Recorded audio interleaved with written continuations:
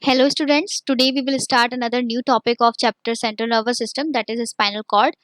In this video we will study about the spinal cord and the anatomy and complete physiology of the spinal cord. So let's start the video. So first we will go through with the diagram of spinal cord. Our spinal cord is exactly look like similar as you can see here in the diagram. This is the diagram of spinal cord. And also one more thing is that the spinal cord is subdivided into several regions, and these regions are cervical region, thoracic region, lumbar region and sacral region.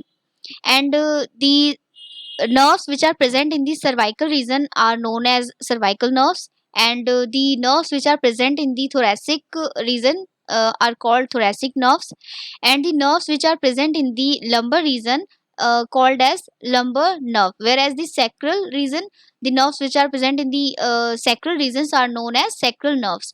These are vary in the numbers, like the sacral, like the cervical nerves contain 8 nerves, whereas the thoracic nerves contain 12 nerves, and the lumbar region, or we can say that the lumbar nerves are present in the 5 in number, and sacral nerves are present in the 5 in number. So these are the complete anatomy. As you can see here in the diagram that the different numbers are present in the different stages, or we can say that the different regions.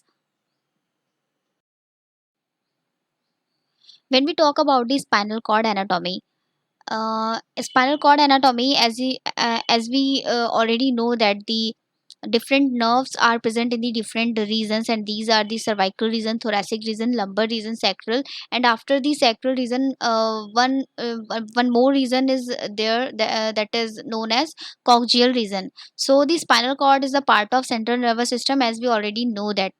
Okay, now it is long pipe like structure, as you can see here in the diagram, and it is arises from the medulla oblongata part and running through the our whole vertebral column. Okay, so this is the position of the our spinal cord. Now when we talk about the anatomy of the spinal cord, in adult the spinal cord is usually 40 centimeter long and 2 centimeter wide. It form a vital link between the brain and the body, because the brain the nerves of the impulses of the brain run through these nerves. Okay, and these nerves are present in the spinal cord. Now the spinal cord is divided into 5 parts. These are sacral cord, lumbar cord, thoracic cord, cervical cord and coccygeal. And the several spinal nerves emerge out of the each segment of the spinal cord. There are the 8 pair of the cervical, 5 lumbar, 12 thoracic, 5 sacral and 1 coccygeal pair of the spinal nerve. Okay,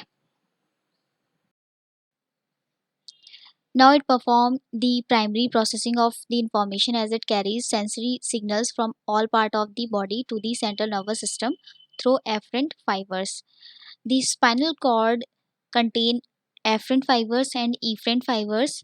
The afferent fibers are very important for the transmission of signals from the tissue to the spinal cord, and whereas the efferent fibers are very important for the carrying the information from the spinal cord to the uh, tissues.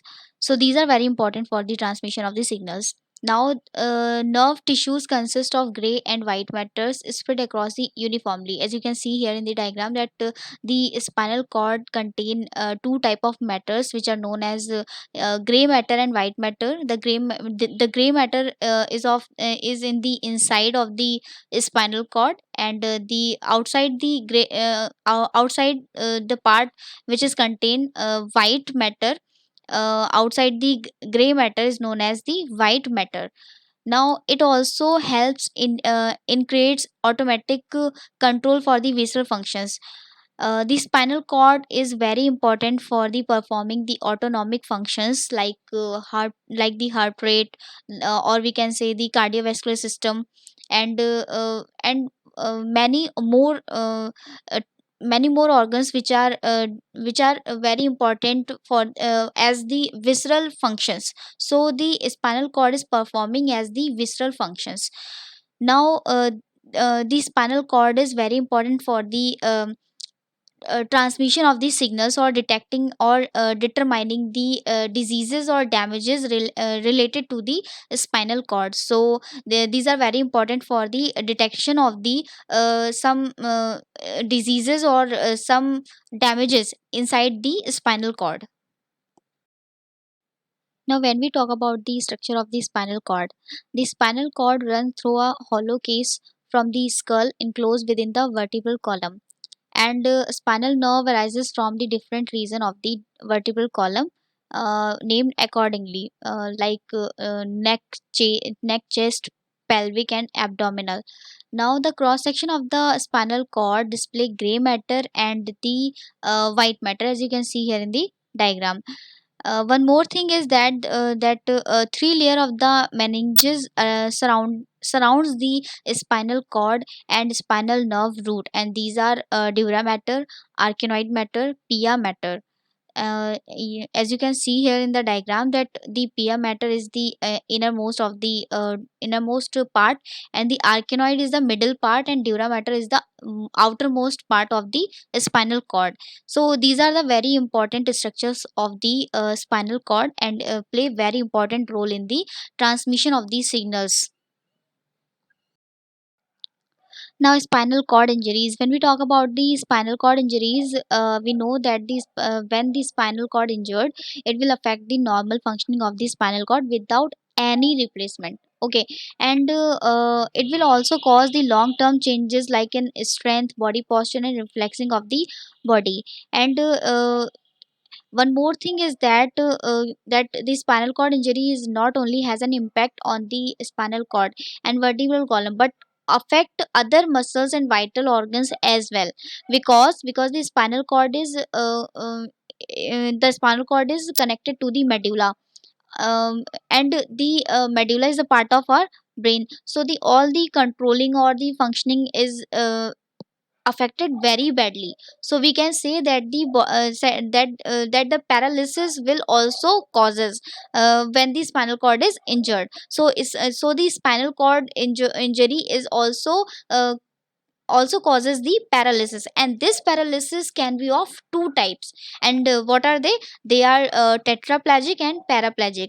Tetraplegic is the total or partial loss of use of all the four limbs and torso, whereas the paraplegic is the similar to the tetraplegic, and except it doesn't affect the arms. Now, when we talk about the spinal cord nerves, we know that the spinal nerves consist of 31 nerves.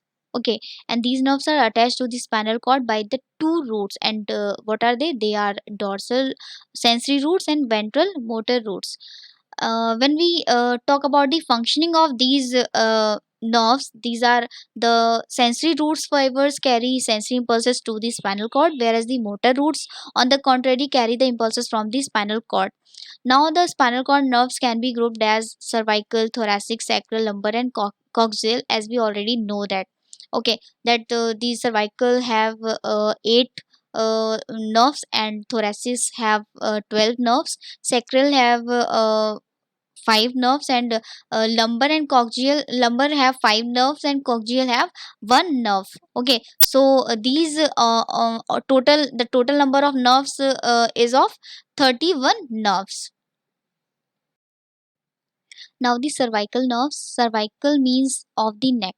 Okay, and these are there are eight cervical nerves that emerge from the cervical spines, and these are C1 to C8 nerves. Okay, and whereas the thoracic nerves, the thoracic mean is the chest, and there are 12 thoracic nerve that emerge from the thoracic spine, and these are T1 to T12.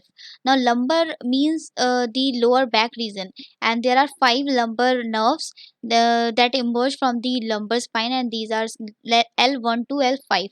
Sacral means sacrum, and these are bony plate at the base of the vertebral column. There are five sacral nerves that emerge from the sacral bones, and these are S1 to S5. Now, coaxial nerves. Coaxial means tailbone, and there is one nerve that emerge from the coccygeal bone. So these are the different type of nerves which are present in the spinal cord.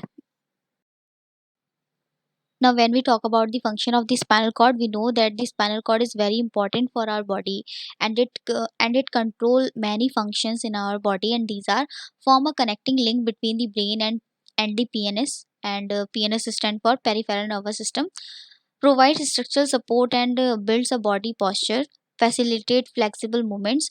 Myelin present in the white matter act as an electrical insulator or insulation, communicates message from the brain to the different part of the body, and coordinate reflexes, and the last receive sensory information from receptor and approaches toward the brain for the processing. Hope you understood the topic. So thank you so much for watching.